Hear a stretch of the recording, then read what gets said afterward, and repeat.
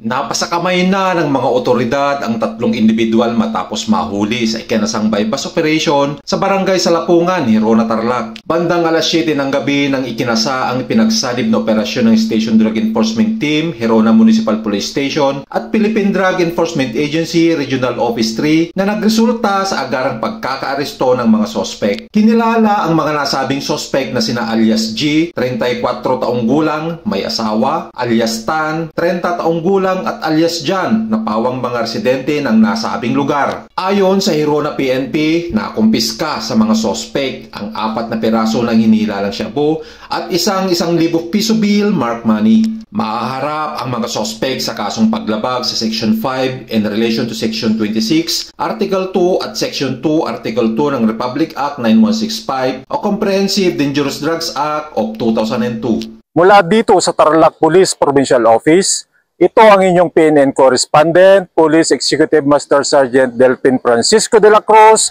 alagad ng batas, tagataguyod ng Balitang Pulis.